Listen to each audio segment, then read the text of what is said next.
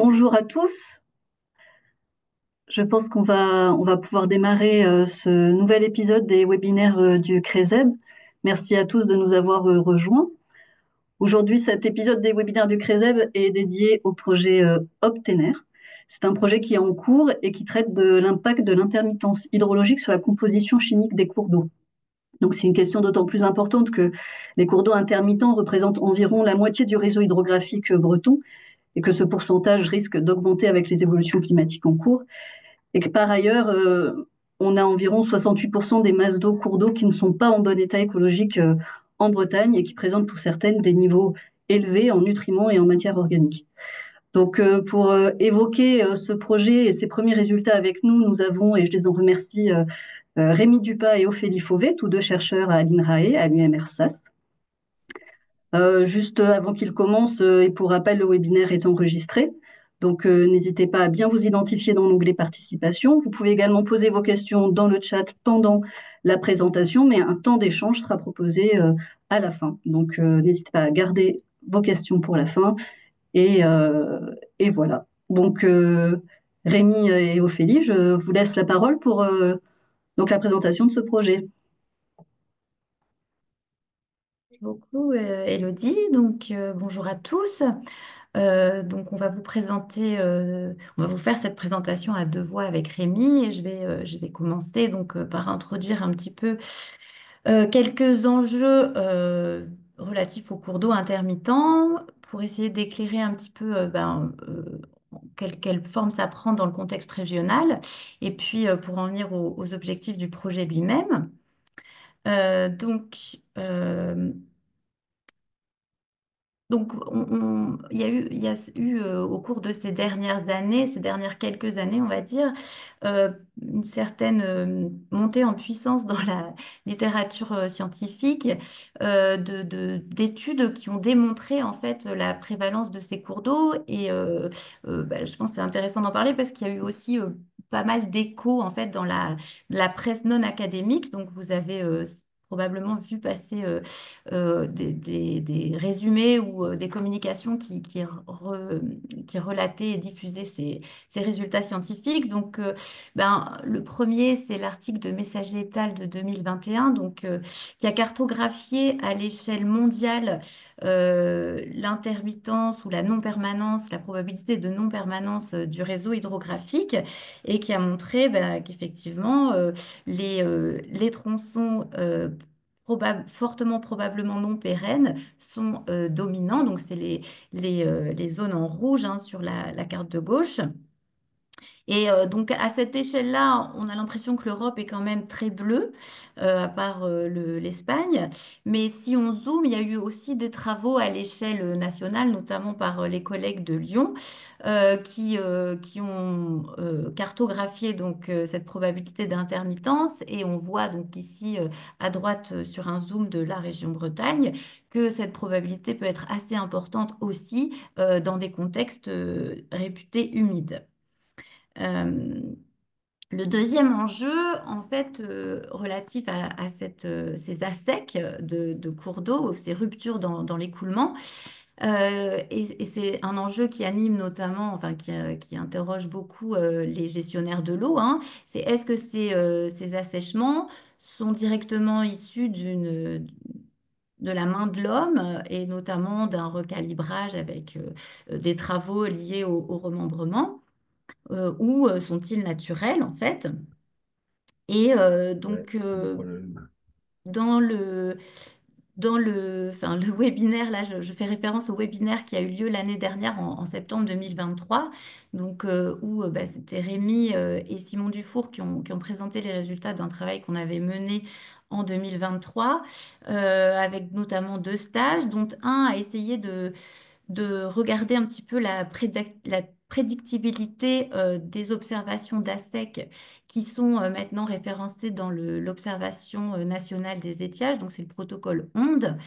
On a à peu près 130 stations en Bretagne qui correspondent à des bassins versants de tête, donc assez amont. Et donc, un premier résultat, c'était la faible cohérence entre la fréquence observée des ASEC dans cette base de données ondes avec les cartographies nationales comme Topage, qui présentent, entre autres de leurs attributs, un caractère permanent intermittent. Le deuxième résultat, c'est quand on a essayé de modéliser en fait ces observations à partir des données géographiques de climat, de géologie, de topographie et d'occupation du sol, on a une prédictibilité assez modérée. Donc on en a conclu qu'il y avait aussi des facteurs locaux qui drivaient cette intermittence et ces ASEC qui n'étaient pas cartographiés dans les bases de données qu'on avait à disposition. Et peut-être donc soit des prélèvements d'eau euh, soit des altérations de la géomorphologie pouvaient effectivement avoir un rôle dans ces assèchements. Pour essayer de examiner ça un peu plus en profondeur, on a notamment été chercher des indicateurs ou des proxys de la probabilité de recalibrage en fait des cours d'eau. Alors soit avec une analyse, une comparaison des tracés hydrographiques anciens sur des vieilles cartes et récents, qui montrent effectivement euh, pour le site qu'on a étudié dans le Morbihan, des tronçons anciens plus sinueux que les tronçons modernes. Et puis, on a été mesurer un petit peu l'incision du cours d'eau avec des relevés géomorphologiques la mesure de proxy comme le ratio largeur-profondeur du cours d'eau. Donc, avec l'hypothèse que si le cours d'eau a été recalibré, il est probablement surincisé.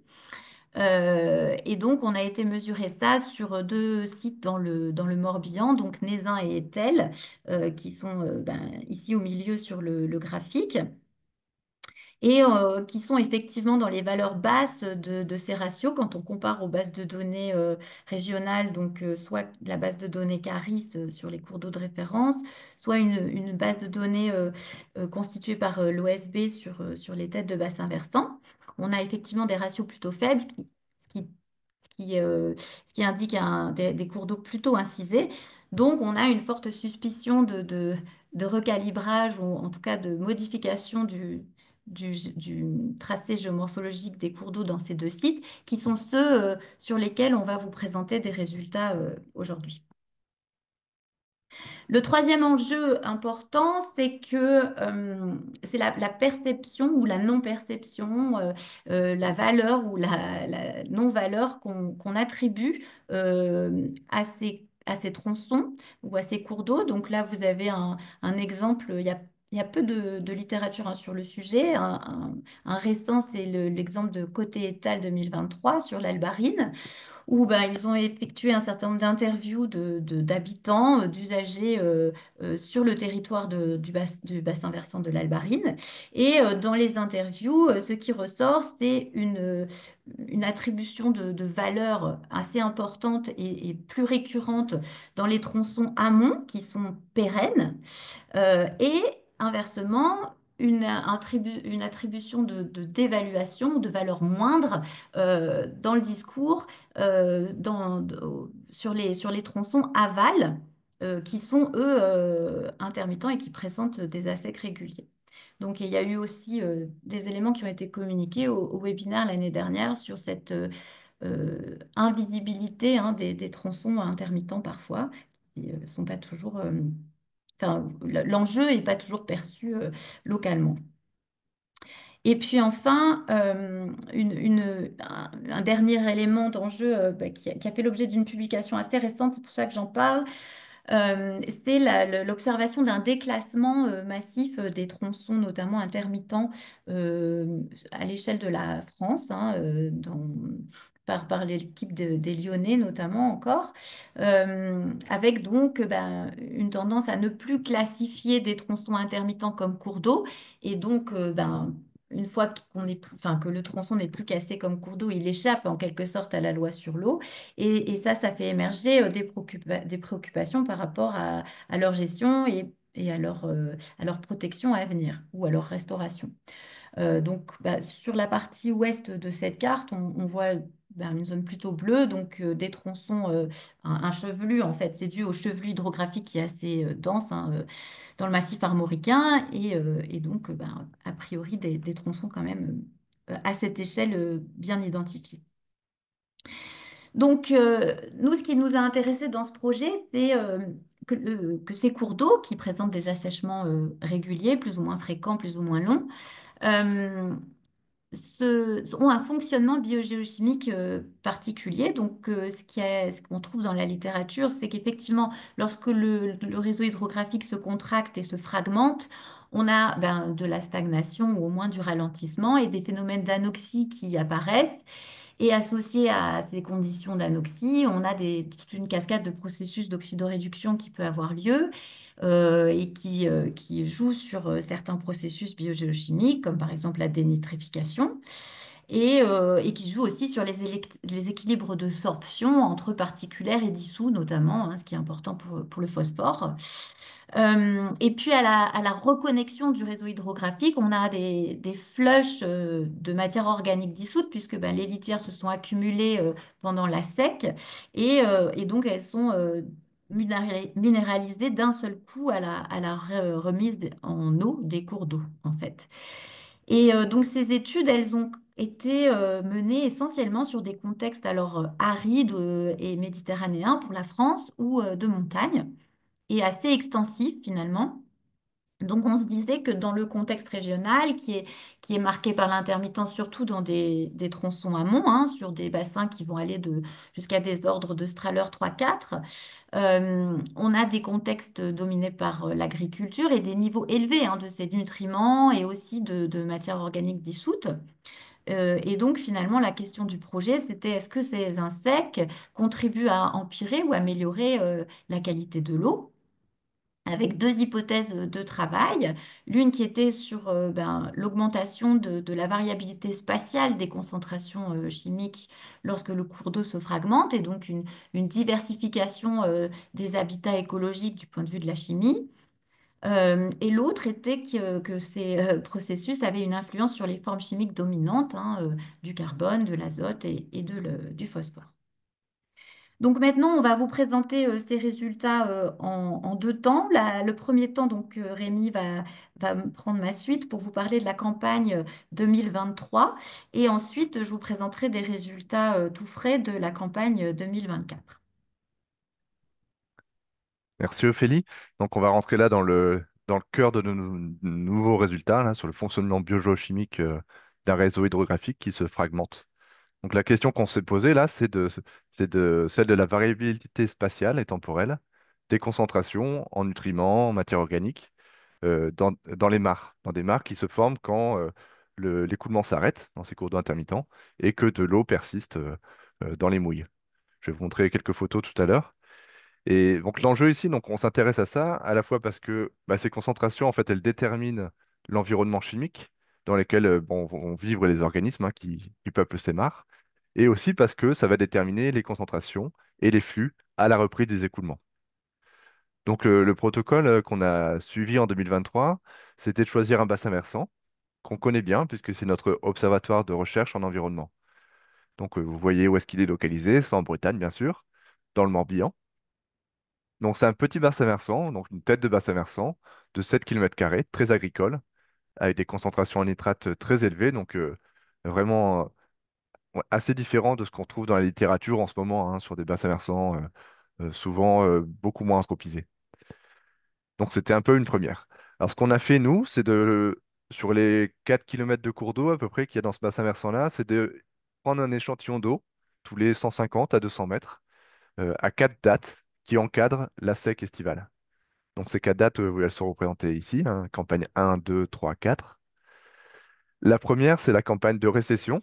Donc c'est une date qui était en juin, où le cours d'eau s'est coulé sur toute la longueur de son réseau.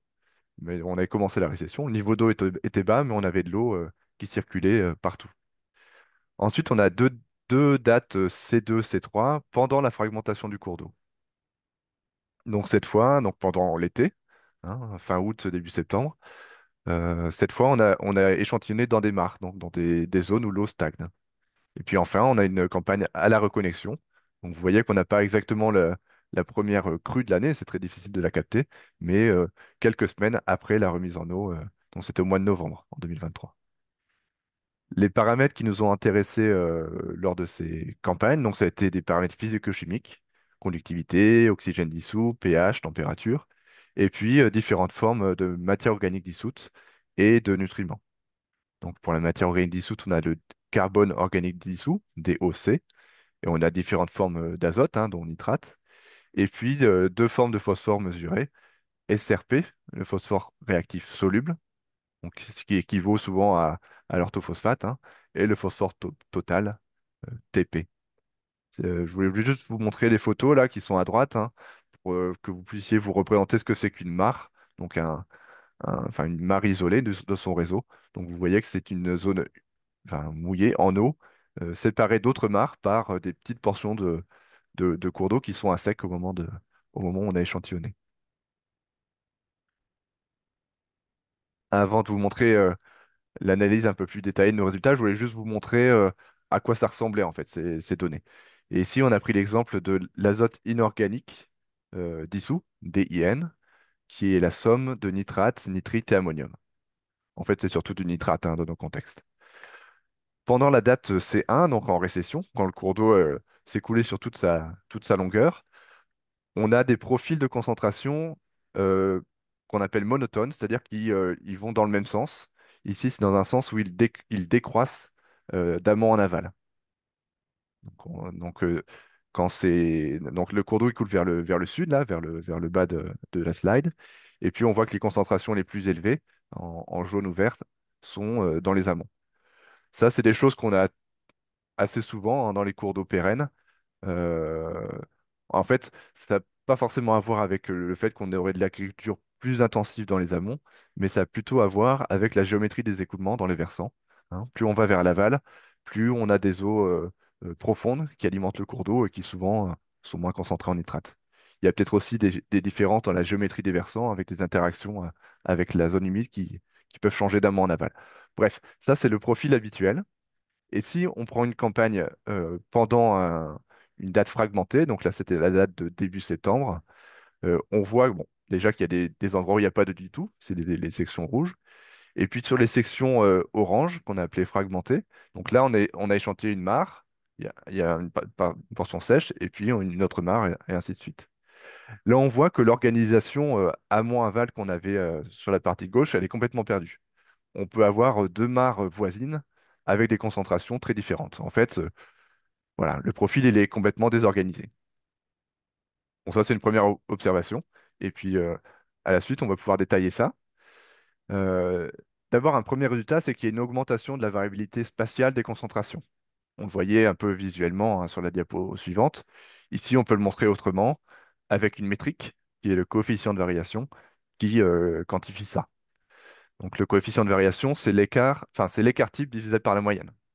Plus ce coefficient est élevé, plus les concentrations sont variables dans l'espace, dans notre réseau hydrographique. Donc ici, on l'a calculé pour trois paramètres de la qualité de l'eau, carbone organique dissous, azote inorganique dissous et phosphore dissous. Donc au cas de date. Et ce qu'on voit hein, pour les trois éléments, c'est que entre la phase de récession, donc où on était tout en eau, de l'eau qui circule, et la fragmentation, on augmente la variabilité spatiale.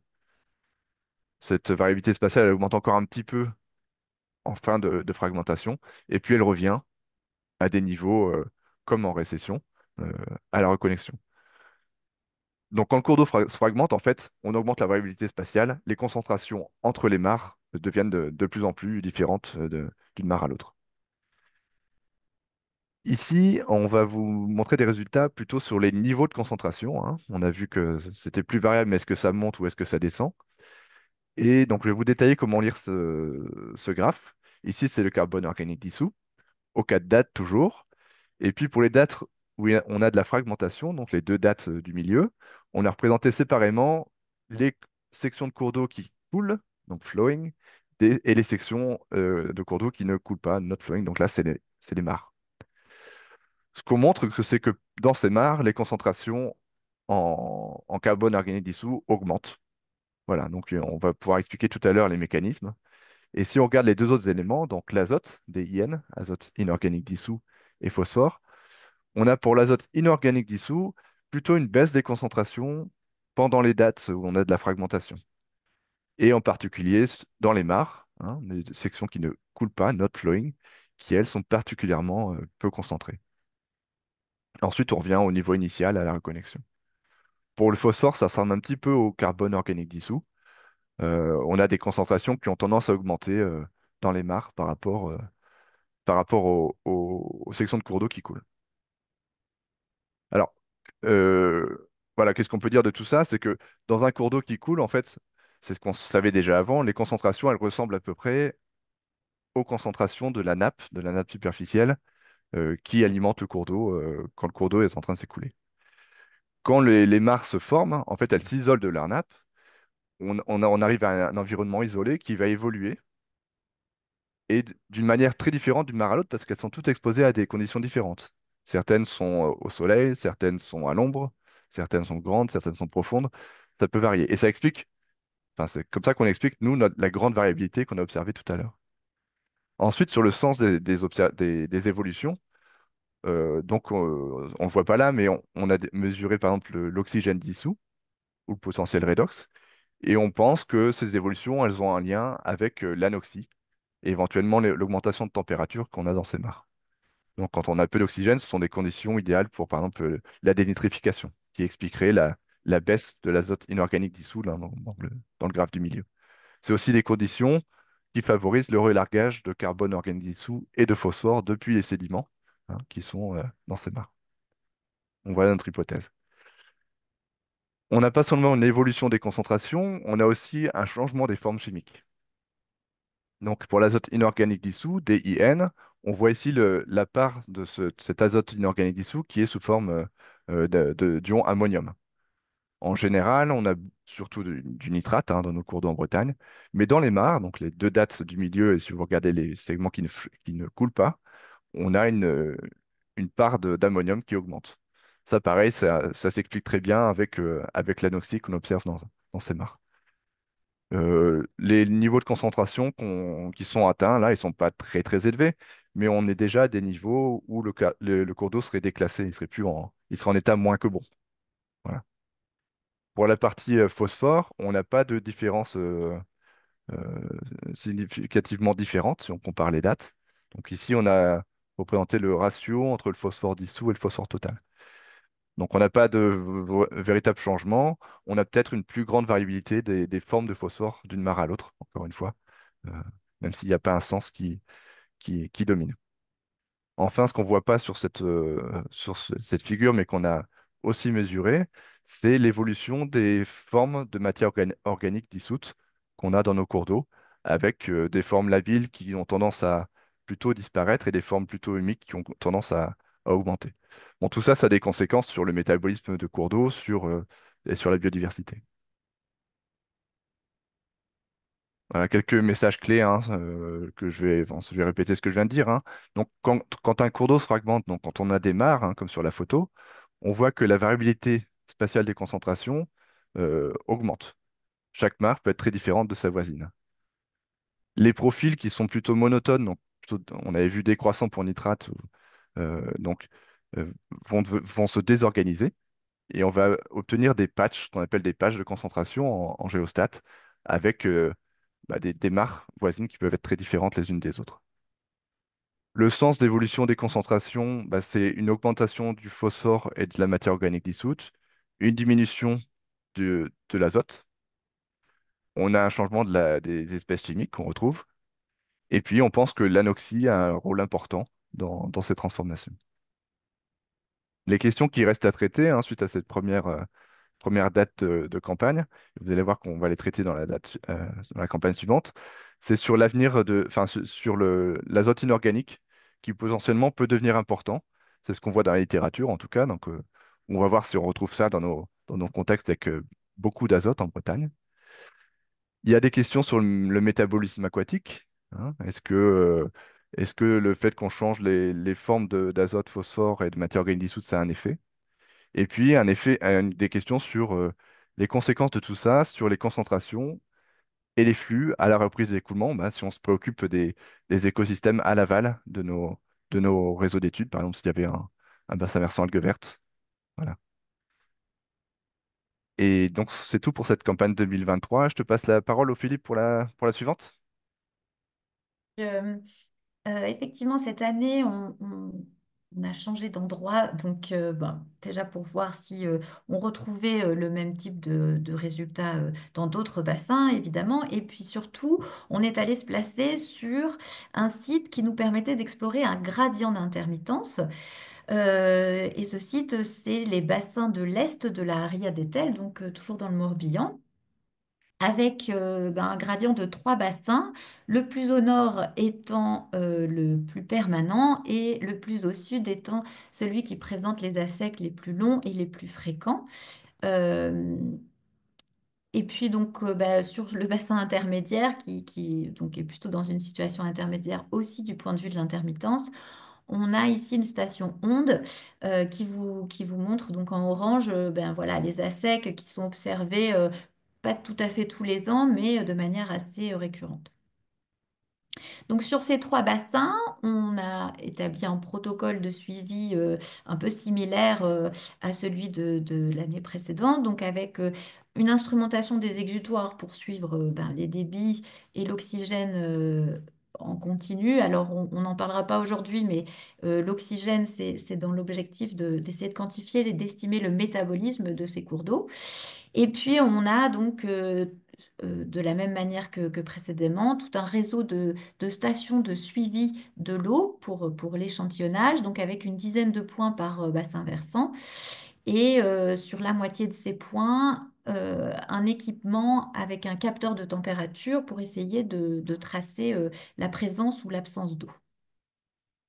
Donc, je dis un mot là du protocole de mesure parce que bah, finalement, on a dû réfléchir à des méthodes de métrologie et on a trouvé bah, notamment quelques techniques assez intéressantes parce que ben, c'est des choses assez simples et peu coûteuses à mettre en œuvre. Donc, on se dit que c'est intéressant aussi à faire partager comme expérience.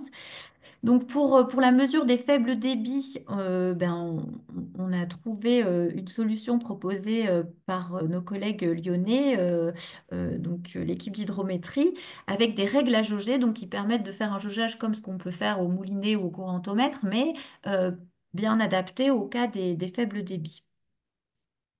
Voilà, donc on a instrumenté les exutoires avec une mesure de niveau en continu et grâce à des jaugeages réguliers, on peut essayer de revenir au flux. Pour identifier donc la présence d'eau, je vous ai parlé de ces capteurs de température. Donc là, en fait, on a, on a, on s'est basé sur l'expérience de nos collègues là, dont je vous cite un article, euh, qui ont utilisé ces capteurs en fait pour discriminer des périodes avec eau ou des périodes sèches dans des drains agricoles notamment, puisque en fait l'amplitude de température est beaucoup plus importante quand on est en période sèche et hors de l'eau que quand on est immergé. Et donc, on a fait sur ces 30 points, c'est-à-dire ces 3 fois 10 points, trois campagnes de prélèvement d'eau pour examiner la chimie. Et sur les trois exutoires qui sont inclus dans ces 30 points, on a aussi eu des prélèvements pour identifier les macro-invertébrés aquatiques, dans l'idée un petit peu de relier, de voir comment et si c'était possible de relier nos données de biogéochimie avec l'état écologique en fait de la station. Donc voilà une première image de ces résultats. Alors, donc 2024, comme vous le savez, était une année assez humide euh, et donc pas la meilleure année pour suivre les assèchements estivaux, mais même si on n'a pas forcément d'assec aux exutoires, on a néanmoins pu avoir une fragmentation des cours d'eau au cours de l'étiage. Donc ici, vous avez la première date qui était en mai, fin mai, donc avec la récession, euh, mais avec un cours d'eau totalement connecté sur les trois bassins. La deuxième date, début août, où on a une récession, enfin on a une fragmentation du cours d'eau qui commence notamment sur le bassin le plus au sud, avec pas mal de points stagnants, c'est les points jaunes. Et puis la troisième date fin août, où là on a effectivement une fragmentation assez généralisée. Donc même s'il y a de l'eau, elle était stagnante donc dans le bassin du sud. Et puis on a aussi ben, quelques autres points stagnants identifiés dans les deux autres bassins du nord. Donc en termes de concentration, ben, ce sont des résultats tout frais. Donc ce qu'on peut regarder, c'est déjà sur le bassin du Poumen, donc qui est celui le plus au sud et le plus touché par la fragmentation. On retrouve en fait, comme à Nézat en 2023, une augmentation de la variabilité entre l'état avant et après fragmentation, qui est moins évidente sur le Cauchelin, par exemple, qui est le bassin le plus au nord et le moins fragmenté. En revanche, ce qu'on n'observe pas, c'est cette tendance à la diminution des concentrations en nitrate ou à l'augmentation des concentrations en carbone au cours de la fragmentation. Donc les conclusions qu'on a eues sur 2023 sont a priori pas forcément retrouvées partout sur cette année 2024. Donc là, il va falloir qu'on regarde un petit peu dans le détail déjà la spéciation, puisque ben, Rémi en a parlé. Voilà les formes. Sur Nézat, on a vu apparaître pas mal d'ammonium pendant la phase de fragmentation. Alors ici, on voudrait regarder aussi l'azote organique. On voudrait également ben, distinguer, comme on l'a fait à Nézin, les tronçons qui coulent et ceux qui sont déconnectés ou stagnants pour regarder un peu plus finement les différences éventuelles. Et puis ben, surtout, on a une deuxième campagne prévue en 2025 qui sera peut-être une année météorologiquement plus classique. Voilà, parce que bon, on va avoir cette dimension de l'humidité de l'étiage 2024 hein, qui va ben, être à prendre en compte quand on va interpréter ces résultats. Alors ici, je vous présente aussi les tout premiers résultats des indices, enfin des relevés des macroinvertébrés aquatiques. Donc, ils ont été utilisés pour calculer donc, des indices de M2.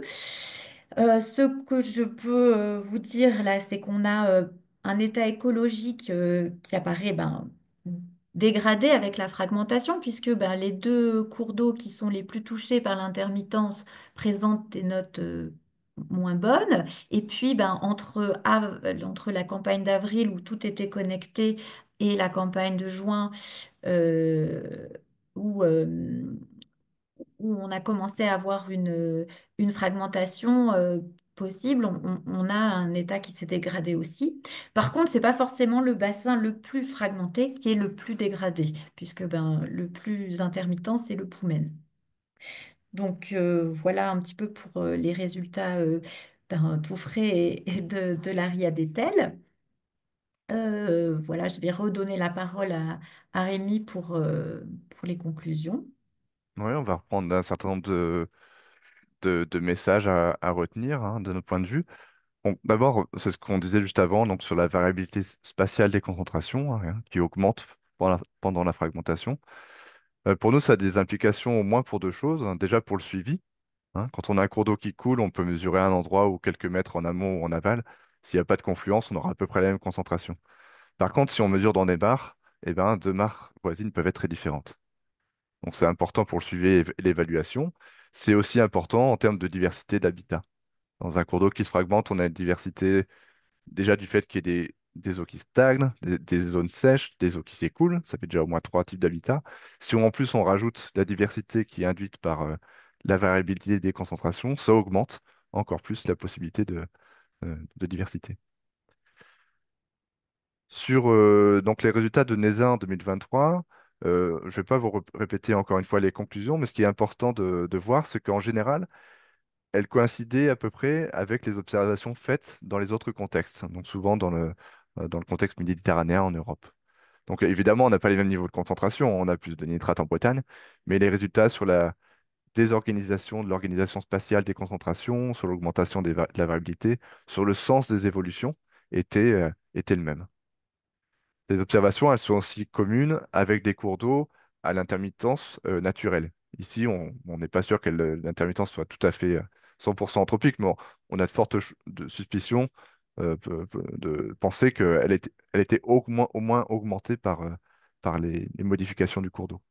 Voilà, donc on a des observations sur la chimie qui ressemblent. Par contre, ce qu'on a mesuré et commencé à analyser sur Etel en 2024, ça ne confirme pas toutes ces conclusions. Et donc, ça peut s'expliquer pour un certain nombre de choses. Bon, déjà, le climat particulier de l'année, mais aussi le fait qu'il faut regarder plus en détail les espèces chimiques qui, euh, qui sont mesurées. Le résultat qu'on a montré ensuite sur les formes, donc la spéciation chimique des éléments azote, phosphore, matière organique dissoute, euh, ça a des implications pour le suivi. On voit que quand on mesure dans des mares, par exemple, ça ne suffit pas de mesurer que le nitrate, puisqu'il y a plein d'autres formes d'azote qui sont présentes. Donc ça, c'est assez différent des cours d'eau qui coulent. On peut retenir aussi qu'on a apparition de formes potentiellement toxiques pour les organismes, hein, comme par exemple l'ammonium. Et puis de la réactivité des formes de matière organique qui changent, et ça va avoir un impact sur les écosystèmes. Tu peux mettre la dernière, Ophélie? Des questions qui restent un peu en suspens, donc c'est celle de l'effet sur les flux et les concentrations à l'aval.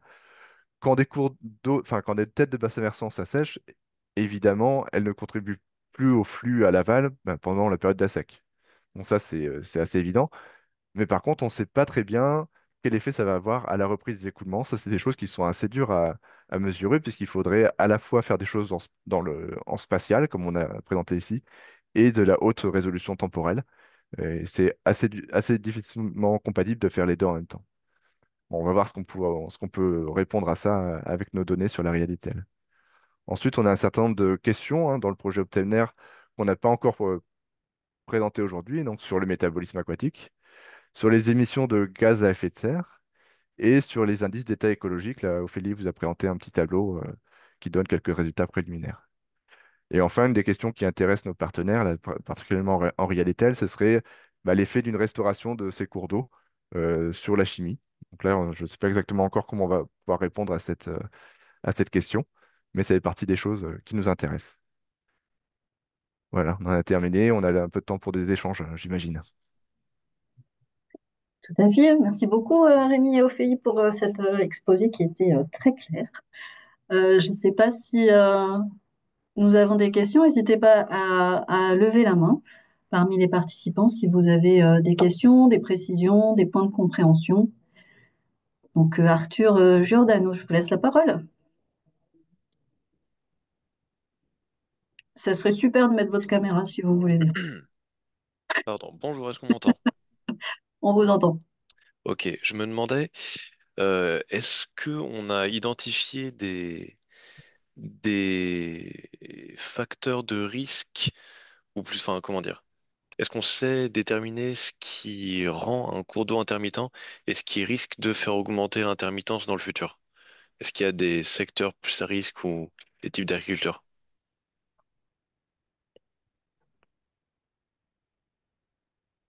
On a des facteurs d'intermittence. Donc, il y a une partie de ces facteurs qui sont naturels, hein, notamment dans le contexte armoricain. Voilà, on a un climat assez humide et donc on a un chevelu amont euh, assez important. Donc, et aussi, enfin voilà, il y a la taille, la taille des cours d'eau. Donc, on a des cours d'eau, on a des petits bassins versants dus à ce chevelu hydrographique assez dense. On a une plus, enfin, le régime climatique, hein, avec plutôt enfin, une saisonnalité et quand même une saison sèche. Et puis on a la géologie avec un stockage euh, voilà, qui permet de soutenir un débit de base, mais selon les propriétés l'aquifère en local, qui permet de le soutenir pendant toute la période sèche ou pas. Voilà, il y a les facteurs, on va dire, naturels sont assez bien identifiés. Après, les facteurs qui aggravent ou euh, qui sont plus humains, ça va être soit des prélèvements, ça peut être aussi une modification des dynamiques des écoulements avec, si on draine beaucoup et voilà, on augmente la rapidité des écoulements ou si on modifie le tracé, c'est-à-dire qu'on déplace le cours d'eau à un endroit qui n'intercepte plus la nappe tout le temps. Donc voilà, il y a un certain nombre de facteurs en théorie identifiés. Après, le travail le cartographier, d'identifier des zones. Enfin, dans votre question, j'entends qu'il y avait un petit peu l'idée d'une cartographie des zones à risque ou pas. Ça, on l'a pas encore fait. Mm. D'accord, merci beaucoup. Merci. Laetitia Citeau, Oui, bonjour. bonjour. Merci pour cette présentation. Moi, ça m'amenait deux questions, votre présentation. La première, donc on réalise, nous, des suivis I2M2 pour l'évaluation de l'état écologique ou pour évaluer l'efficacité de nos travaux de restauration. Et vos résultats confortent un peu ce qu'on actuellement on essaie de voir si on peut pas bouger nos dates d'évaluation de cette IDM2 parce que actuellement on le fait plutôt en mai-juin et donc avec des débits relativement faibles. Et on se pose la question d'avancer à avril ces évaluations. Donc là, clairement, ça va dans ce sens-là. La deuxième question que j'avais, c'était sur Nézin. Je pense que vous connaissez assez bien. Est-ce qu'il y a des rejets ponctuels? Parce que je pense que ça doit impacter quand même les concentrations qu'on peut avoir, notamment en matière organique ou phosphore, type assainissement non collectif, venant des sièges d'exploitation. Mais sur la RIA d'Etel, comment vous arrivez, il doit y avoir quand même des rejets ponctuels qui doivent impacter les concentrations que vous observez, même si c'est dans des mares. Il y a des reprises d'écoulement et des interruptions, surtout en 2024, hein, on a vécu ça, donc c'est vrai que ça me pose question en fait. C'est moi qui réponds. Je vais répondre à la première, hein. À la deuxième, pardon. Donc sur le site de NESA, en fait, c'est un bassin versant de recherche en environnement qui a été sélectionné pour ne pas être impacté par des rejets ponctuels. Donc là, c'est assez facile d'analyser nos résultats. On exclut un peu cette hypothèse-là. Il pourrait y avoir des rejets ponctuels de fermes, parce qu'il y a des fermes, des sièges d'exploitation dans le bassin versant, mais on a analysé, on sait où elles sont, donc c'est assez facile et on ne voit pas d'effet direct. Et sur IADTL, en effet, ça fait partie des choses. euh, C'était un peu notre but, en fait, pas d'inclure ça forcément, mais d'augmenter la variabilité des conditions rencontrées. Donc, on a augmenté la variabilité des niveaux d'intermittence, des durées d'ASAC. Ça, c'était un de nos buts. On a une plus grande diversité d'usage des sols, hein. Par exemple, on a des zones boisées qu'on n'a pas sur NESA. Donc, tout ça, ça nous intéresse. Le fait qu'on ait des rejets ponctuels, bah, pour nous, c'est un lieu réel. Donc, c'est bien qu'on ait un peu toutes les pressions. La question de savoir comment les cartographier, euh, bah, on- l'intérêt, nous, c'est qu'on a une collaboration avec le syndicat local. Donc, on a une certaine connaissance déjà. On a aussi, via notre manière de caractériser les matières organiques, des manières de voir si on est une matière organique qui serait très différente de l'habitude, par exemple. Donc là, je pense qu'en regardant les deux ensemble, à la fois la connaissance locale, éventuellement des choses soit orales, soit cartographiées, et à la fois la matière organique dissoute, euh, enfin, savoir s'il y a des concentrations totalement différentes de l'habitude, si c'est lié à ça, quoi.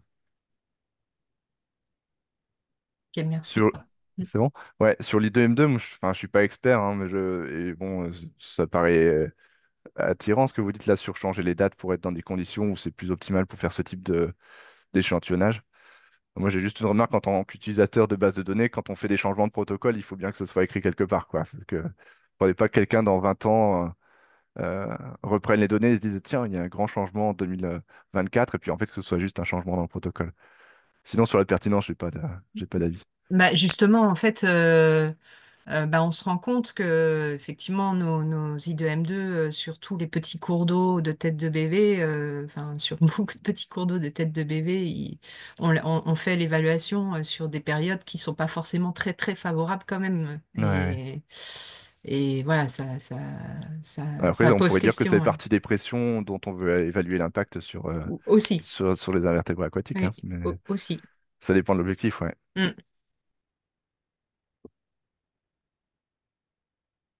Merci. C'est vrai que par rapport, juste je me permets peut-être, c'est vrai que par rapport à ces éléments-là, on peut imaginer que, il y a un impact biologique des mares plus que chimique quelque part, parce que comme tu le dis, comme vous le disiez, ça isole très fortement les habitats avec des conditions physico-chimiques qui sont franchement potentiellement différentes d'une mare à l'autre et qui peuvent avoir un impact fortement négatif sur certaines des populations qui peuvent être mesurées. Et du coup, essayer de voir dans quelle mesure ces populations sont impactées sur le long terme avec potentiellement un I2M2 dans ces périodes-là et un I2M2 à la reprise, en fait, pour voir si effectivement c'est le même ou si globalement on a un vrai différentiel et un vrai impact sur les populations de cette problématique d'intermittence, plutôt que de changer de date, en fait, avoir plutôt un comparatif, ça pourrait être vachement intéressant, mais je pense que ça peut peut-être faire partie des protocoles après, Rémi ou Philippe, vous allez mettre en place, je suppose. Est-ce que Oh, peut-être nous, après, là, sur l'aspect macro-invertébré, on est vraiment dans l'exploration avec l'envie de se dire, bah, ça serait quand même intéressant d'essayer de relier ce qu'on fait sur la chimie avec la biologie.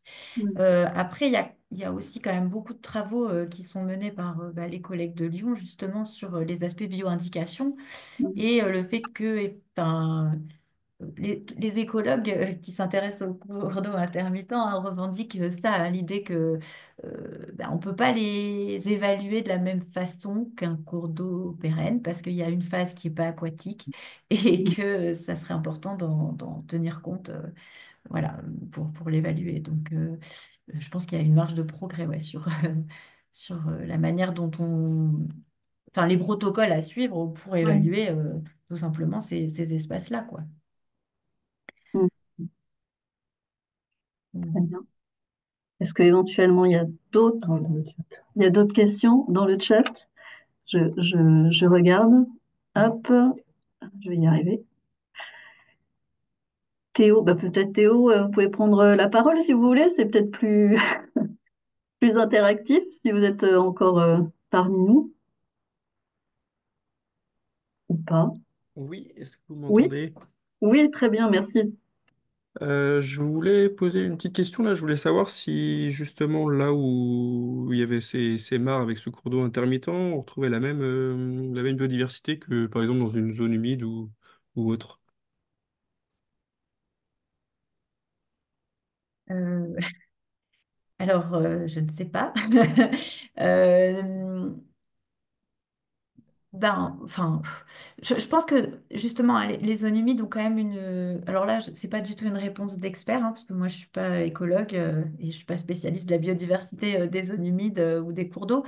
Mais a priori, déjà, les zones humides ont une biodiversité assez spécifique par rapport à la rivière qui coule. Donc, je pense que voilà, euh, c'est encore autre chose. Voilà,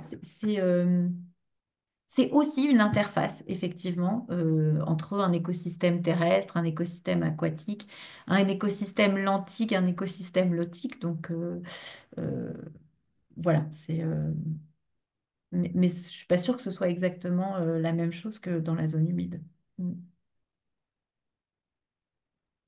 Ok, merci. Alors, on a deux nouvelles mains, peut-être Michael Guédon. Oui, bonjour, vous m'entendez? Oui, bonjour. Bonjour. Oui, j'ai une petite question. Alors, j'ai pas regardé exactement où était le bassin versant, si on était vraiment dans les terres ou à proximité quand même du littoral. Et donc, ma question, c'était de savoir pourquoi dans les paramètres qui ont été suivis, il n'y avait pas les paramètres bactériologiques. Je réponds. Euh, Ça aurait pu tout à fait rentrer dans le cadre de l'étude. C'est juste que dans notre unité de recherche, on travaille beaucoup sur les cycles des nutriments, de l'azote et du phosphore et le lien avec le cycle du carbone. Donc, c'est notre spécialité. Donc, oui, on aurait pu rajouter d'autres choses. On aurait pu aussi rajouter des micro-contaminants, par exemple. Je sais qu'il y a plein d'autres choses. Ouais. Ouais. Il n'y a pas eu de raison particulière à l'exclure, en tout cas. Si je D'accord, peux, merci. Euh, Désolé. si je peux compléter, juste, c'est vrai ouais, que ça ouais. pourrait être intéressant, par exemple, et là, avec la remarque de Laetitia, c'est ça qui me fait penser à ça. C'est si on imagine qu'il y a des rejets ponctuels, voilà, urbains ou de steppe, qui viennent justement augmenter soit la matière organique ou la charge dans le cours d'eau, et enfin, qui peuvent jouer un rôle là-dessus. Avoir aussi des données sur la bactério, ça pourrait aider à identifier Ouais. ça. C'est vrai. Oui, je sais, pardon, on est, oui, j'enlève mon micro. C'est le- Le- Oui. Oui, Josette Bonnet du CRESEB. Par rapport à la situation, c'est la Ria d'Etel, donc c'est vraiment une zone de rejet vers la mer. Là, on est vraiment en proximité de milieux saumâtres et tout ça. Et je sais que sur ce secteur-là, je ne sais pas si l'animateur participe au webinaire, mais ils ont des suivis bactériologiques. Donc peut-être que aussi ça pourra. Enfin, ces suivis-là existent. Donc s'il y avait besoin de faire des liens.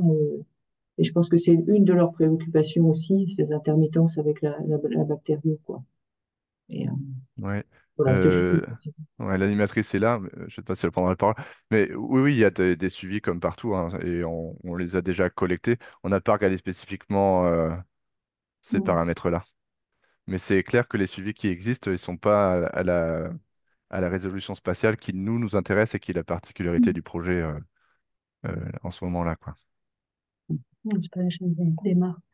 C'est vrai, c'est complètement ça. Donc Magali du syndicat de l'Ariadétel, c'est pas moi qui réalise les suivis en microbio, mais en effet, il y a un suivi qui est réalisé, notamment, enfin spécifiquement en temps de pluie. Voilà, Après, il y a aussi un suivi un peu plus régulier, mais en effet, on est plus du coup sur l'exutoire du bébé, on n'est pas sur les points qui ont été définis justement pour le suivi de la chimie dans le cadre de l'étude réalisée par l'INRAE. Donc, ouais, ça pourrait être difficile de mettre en corrélation. Et puis la microbio, c'est quand même un facteur qui fluctue beaucoup en fonction, notamment, ben, si c'est une mare. Enfin, on parle d'ailleurs le mot de mare, mare sur cours d'eau. Je ne sais pas si on pourrait pas utiliser un autre. Un autre mot, parce qu'en fait, voilà, nous, on travaille beaucoup sur l'effacement des plans d'eau sur cours d'eau, et ce qui n'a aucun rapport justement avec les mares. Et voilà, là, c'est vraiment des poches d'eau qui sont restées, qui sont intermittentes, enfin, qui sont liées à l'intermittence du cours d'eau. Donc, c'est pas du tout des mares qui sont créées, voilà. Donc voilà, pour dire que oui, sur le microbio, il y a un suivi, mais que ça pourrait être difficile de mettre en corrélation. À voir, on pourrait peut-être essayer de voir avec les résultats qu'on a. Ouais. Puis, Mhm. en espérant que 2025 soit une année un peu moins pluvieuse et voilà, où on a un peu plus d'intermittence. C'est vrai que c'est pas une année. Là, on a des cours d'eau qui ont été très peu en a sec, alors que d'habitude, ils sont en a sec bien plus longtemps. Voilà. Je sais pas, c'est ce qu'il faut qu'on espère vraiment, cette Non, situation. pour l'étude, voilà. Merci beaucoup. J'en cause une question peut-être? Vous aviez la main levée. Oui, je ne sais pas si on m'entend. Oui. Oui, bonjour. Bonjour à tous. Oui, c'était juste une remarque en fait par rapport plus aux données, en gros, sur la variabilité, enfin, en fait, le coefficient de variation, au fait que on a une augmentation de variabilité spatiale hein, des concentrations. C'était juste une remarque sur la présentation des résultats, mais en gros, pour savoir, enfin, au final, ces données-là, elles sont pas vraiment comparables, justement, au moment où finalement on a une hydrologie complètement connectée, et donc sur donc tous les points sur sur le cours d'eau est dépendant du point à l'amont, etc. Une fois qu'on a les assecs, on a finalement des points qui deviennent complètement indépendants les uns des autres et finalement qui vont être plus dépendants de la transformation à l'intérieur de la mare que des sources de nutriments à la base. En tout cas, on part d'une même base et puis ensuite c'est la transformation qui va faire les différences entre tous les points. Du coup, c'était juste sur, en fait, sur est-ce qu'on peut vraiment comparer finalement ces données avant-après, quoi. Mhm. Moi, j'aime bien comme tu l'expliques, hein. Je pense que c'est exactement comme ça qu'on l'a expliqué dans l'article. Si tu l'as même fait mieux que moi, je pense, pendant la présentation. Je pense, ouais, j'imagine, je vois vraiment comme toi, avec des concentrations initiales qui soient à peu près les mêmes partout au départ. Ensuite, chaque mare s'isole et chaque mare évolue d'une manière différente de ses voisines. Ouais, Après, sur la métrique qu'on a utilisée, le coefficient de variation, bah, je sais pas, on peut discuter des sous-entendus qu'il y a quand on utilise telle ou telle variable, mais moi, je la trouve assez facile et elle oui, oui, représente assez bien oui, c'est ce simple, hein. qu'on voit visuellement de toute façon, quoi. Mais bon, on a aussi fait des géostats, des choses un peu plus poussées qu'on Ouais, n'a pas présentées aujourd'hui. Je te d'accord, montrerai. ça marche. Aussi, enfin, Merci. du coup, là, ça conforte effectivement hein, comment on imagine le truc, que les mares sont effectivement déconnectées et tout ça. Mais il y a des contextes où ces mares résiduelles, elles sont attribuées à des arrivées de nappes, en fait. Et où, du coup, elles sont pas si déconnectées que ça. D'accord, ouais. Donc, enfin, pour le coup, moi, je trouve que ça démontre aussi... Est-ce que justement, pardon, je t'ai coupé, mais Vas-y, vas-y. est-ce que justement ça, on arrive à bah, à finalement voir ce qui provient de la nappe ou ce qui est finalement de l'eau qui est résiduelle ou qui a, par exemple, une poche d'eau liée à une pluie et puis qui est restée. Est-ce qu'on arrive à distinguer plusieurs situations typiques sur ces eaux, sur ces mares. Est-ce qu'il y a des choses qui peuvent se distinguer par rapport à ça?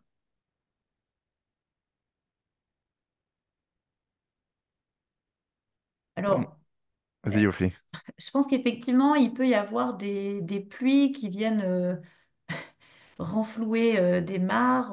Enfin, du coup, voilà, là où on en est de comprendre comment ça fonctionne, il pourrait y avoir des mares qui sont remplies, entre guillemets, par une pluie de temps en temps. Mais globalement, c'est de l'eau qui reste une fois que la nappe se déconnecte et du coup qui va mettre un certain temps à être évaporée finalement. Donc, enfin, voilà. Après, si on voulait suivre spécifiquement une typologie fine des mares, il faudrait une suivi, enfin, voilà, une fréquence de suivi temporel un peu plus, enfin, plus forte que Ouais, celle qu'on a faite ouais, avec trois dates, quoi. Mm. Ce qu'on pourrait faire aussi, ce qui a été fait par d'autres, c'est de regarder plus localement enfin, mesurer les échanges nappe-rivière.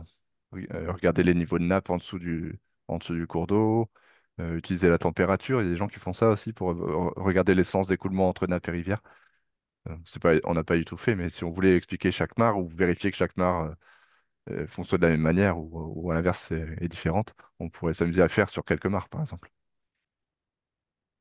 ok, ouais, mais c'était, il n'y a pas en gros, de physico-chimie qui permet de dire, bon, bah là, on a tel type, voilà, potentiellement de mare, C'est pas etc. évident, Je hein. dis ça parce que, bah, sur les données, voilà, transcendeur, en gros, c'est un peu l'objectif de pouvoir distinguer, finalement, les sources, les fonctionnements à partir de la physico-chimie, quoi. Ouais, ouais.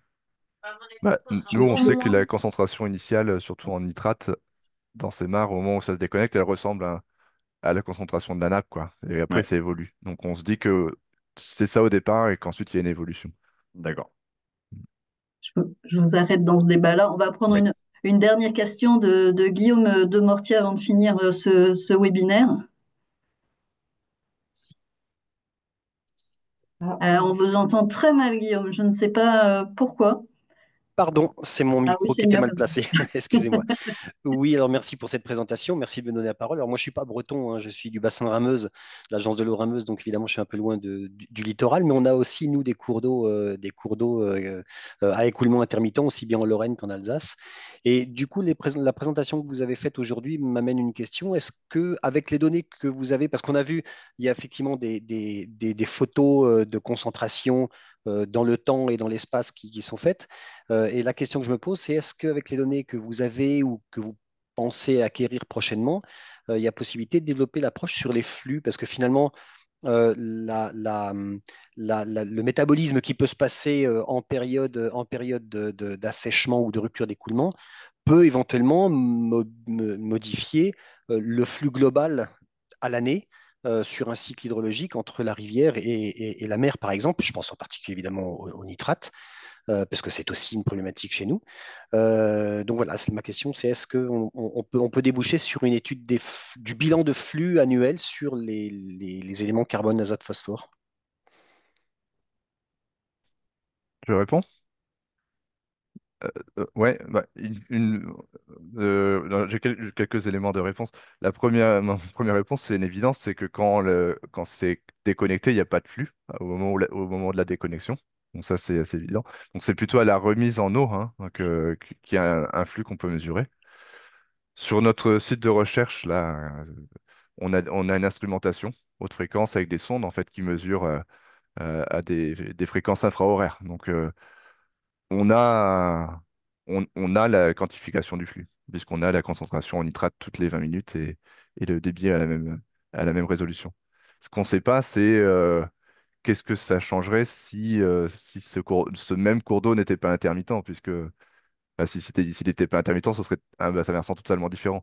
Donc c'est assez dur de représenter l'effet on- enfin, direct sur les flux d'azote qu'on peut attribuer à ce phénomène-là en particulier, quoi. Et peut-être Mais- Merci. un autre élément, ce qui permet de mentionner le fait que tout ce travail, il est mené notamment par Andrés Casanova dans sa thèse qu'on co-encadre avec Rémi. Et donc là, dans sa dernière partie, puisqu'il rentre dans sa dernière année, il est en train de regarder notamment ce qu'on peut, enfin de tester quelques hypothèses à partir des données naïades et ondes. Donc voilà, alors pas forcément que en termes de flux, mais en termes d'extrapolation des résultats, sera un passage à une autre échelle, quoi. Ok, merci. Très bien. Bah, écoutez, on va conclure notre webinaire sur cette dernière intervention. Merci beaucoup, Rémi et Ophélie, de nous avoir présenté ce projet. Et puis peut-être que vous reviendrez nous présenter la suite et fin d'ici 1 ou 2 ans des résultats de la thèse et de ce projet en particulier. Notre prochain rendez-vous à nous, ce sera le 10 janvier 2025, donc l'année prochaine, sur les projets Climavage et Fermabad qui avaient fait l'objet d'un webinaire déjà l'année dernière et qui sont achevés et dont on va euh, voir une partie des résultats. Sur ce, bah, je vous souhaite à tous une très bonne fin de journée et un très bon grand week-end et à bientôt. Merci beaucoup.